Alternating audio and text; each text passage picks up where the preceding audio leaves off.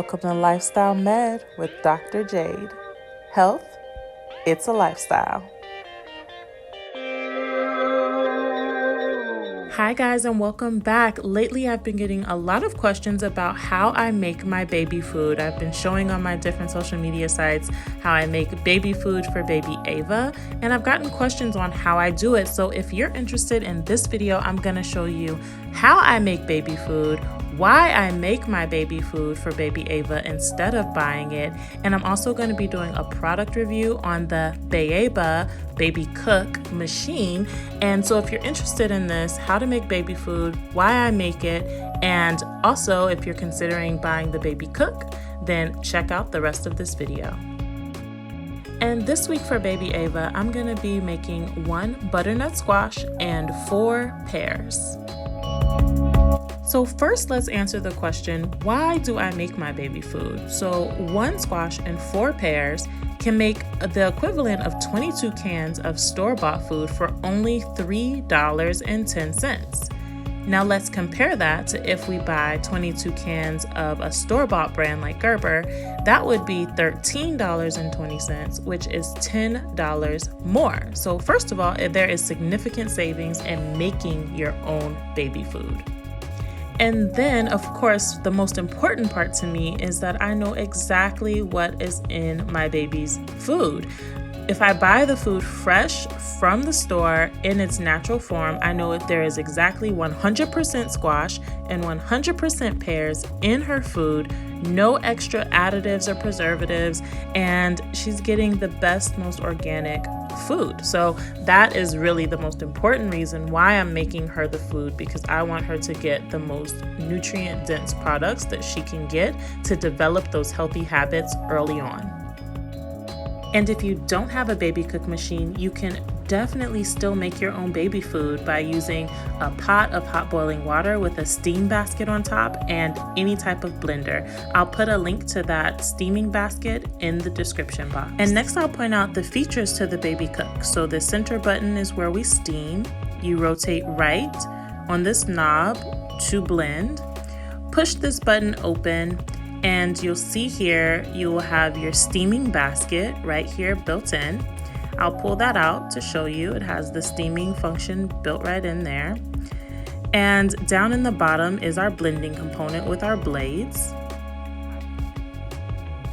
And this hole over to the left is where we pour our water. I'll show you that later. And our little spatula for mixing.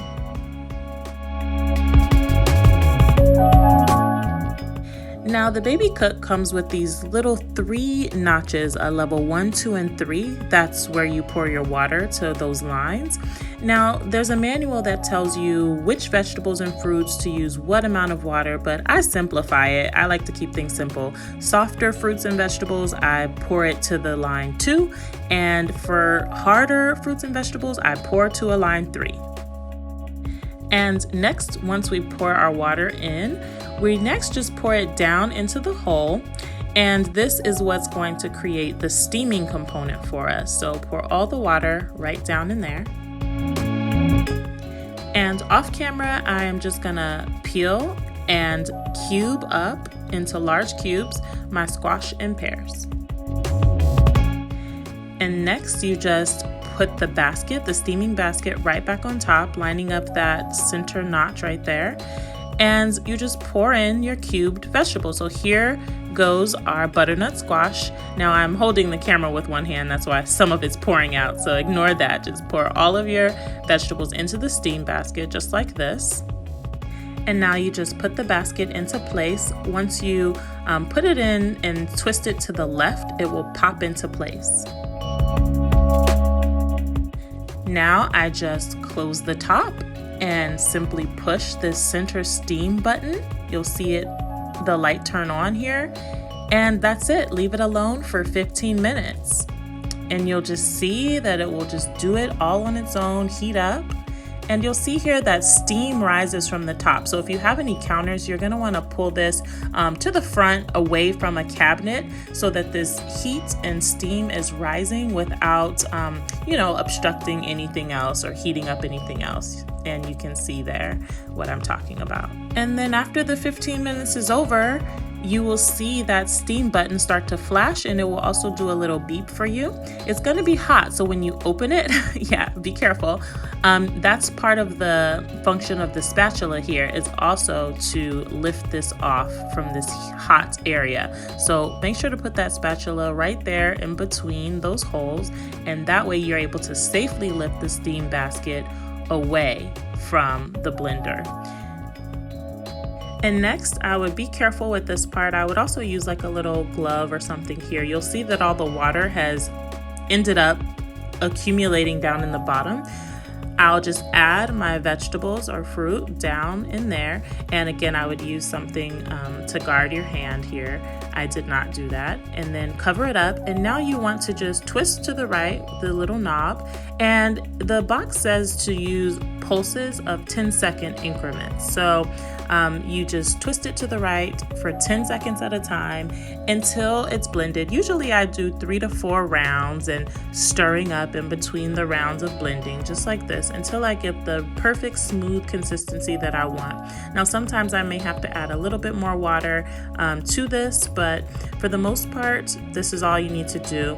And if you are breastfeeding, you can do breast milk if you'd like instead of water added into this.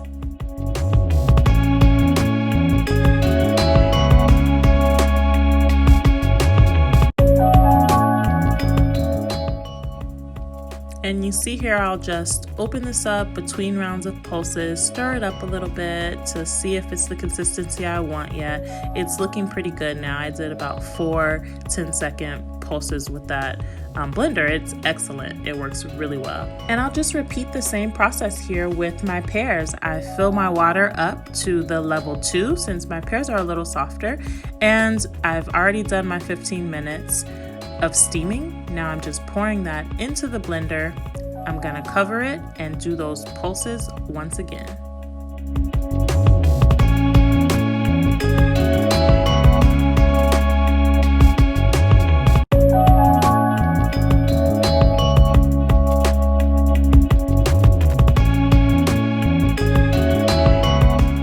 And after about 4 rounds of 10 seconds of blending, beautiful smooth puree.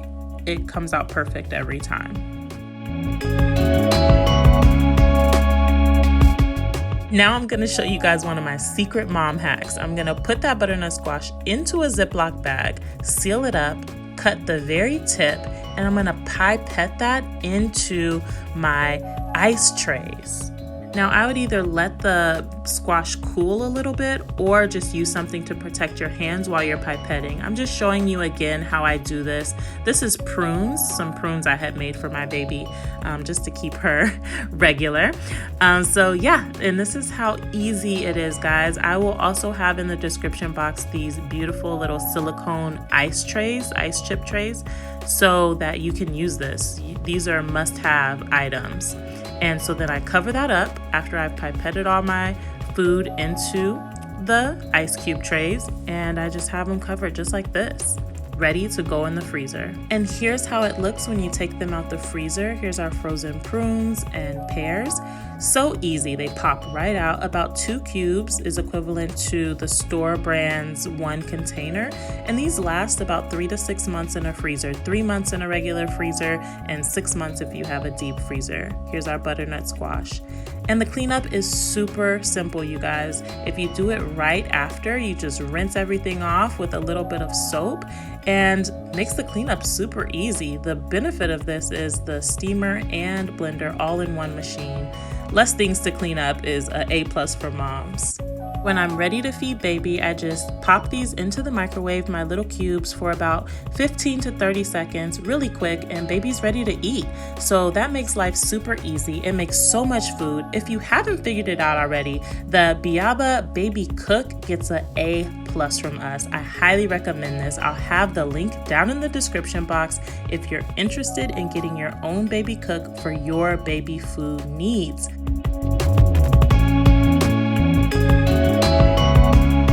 Thank you guys so much for watching. I hope you enjoyed this video. If this was helpful and you enjoyed the content in this video, please give it a thumbs up. It'll help more people see this information.